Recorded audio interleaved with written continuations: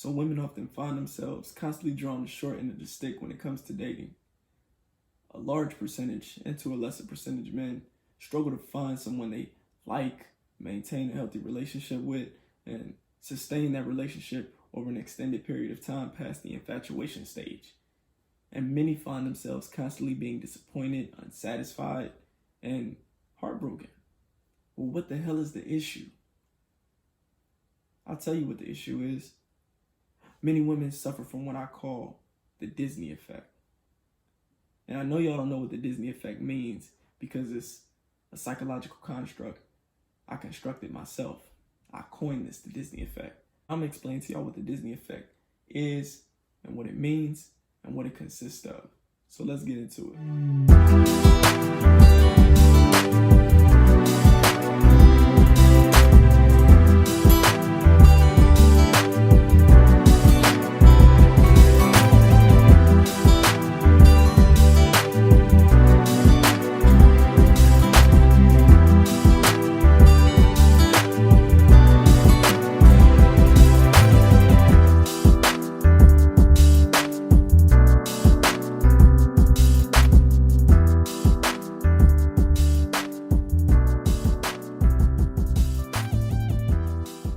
So the Disney effect is this bias, this concept that romantic relationships should adhere to subjective guidelines, principles, or criteria that result in everlasting happiness, satisfaction, and unconditional love.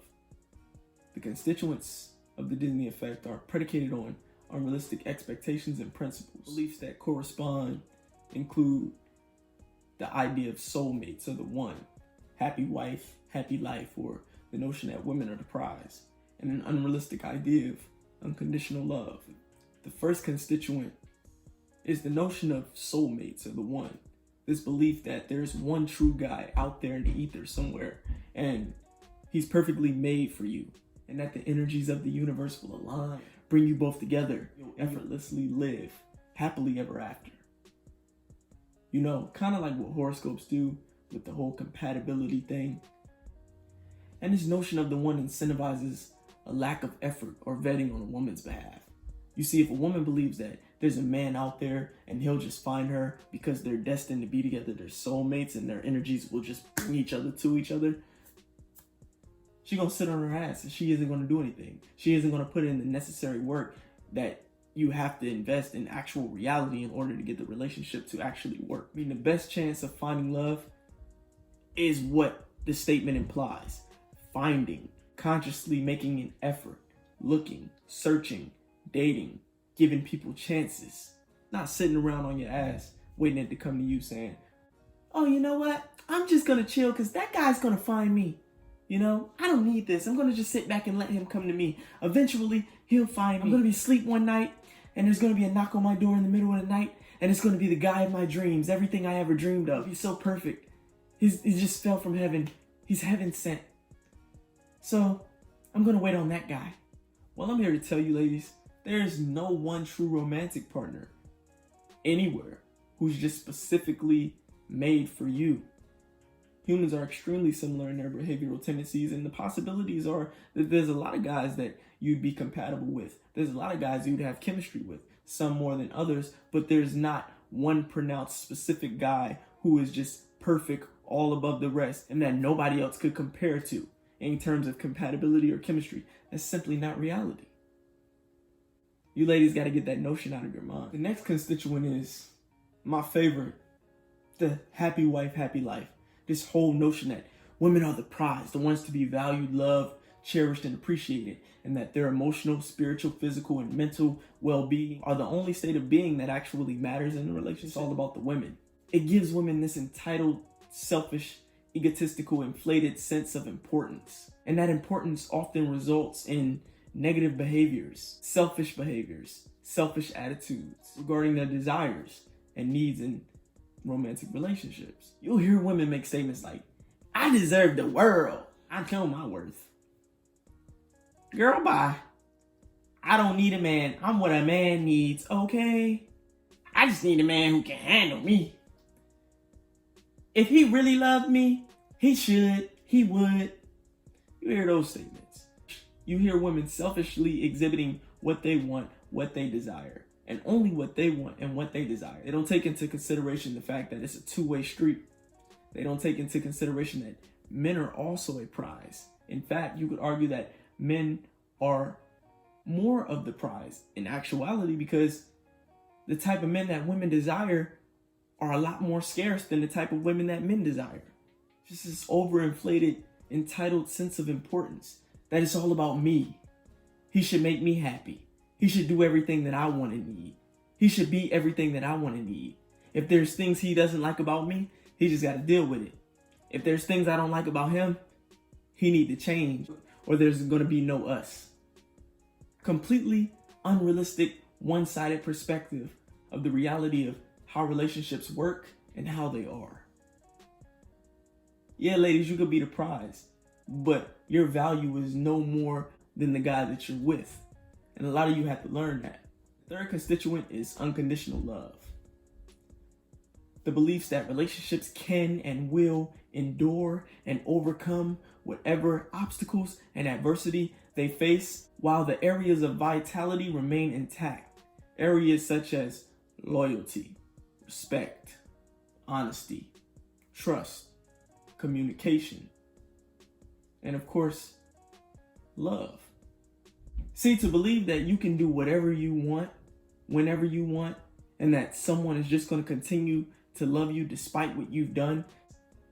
You'll hear women say things such as, I just want a man who's going to love me no matter how difficult I am. You're literally acknowledging how difficult you are by virtue of you saying, I want a man to love me no matter how difficult I am. You're taking no accountability whatsoever of the fact that you could be difficult, masculine, argumentative, combative, petty, stubborn, spiteful, emotionally immature, malicious, a cheater. Really? Y'all want men to love y'all unconditionally? Y'all want men to love y'all in spite of these negative things? A guy's just supposed to stay with you when you put your hands on him?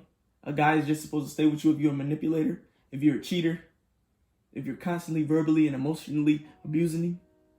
He's just supposed to love you?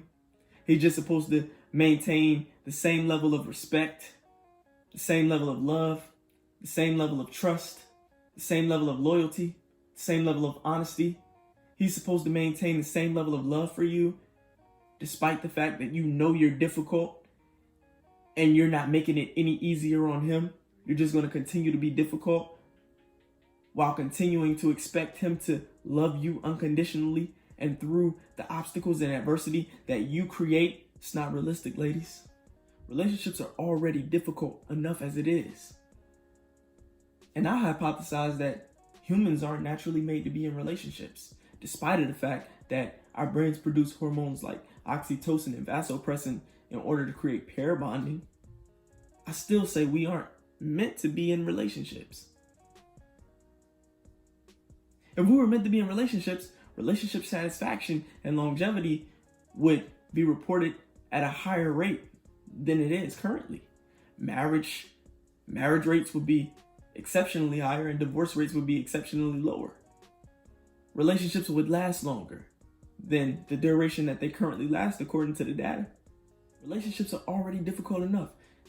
It's extremely difficult to maintain a sense of self and independence while compromising your values, your beliefs, your attitude for the greater good of trying to sustain and maintain a romantic monogamous partnership with some stranger that you don't know past the infatuation stage and will likely become annoyed and irritable with once the chemicals that result in your frontal lobe's ascension into blissful, euphoric, ethereal of ecstasy start to descend back down to earth.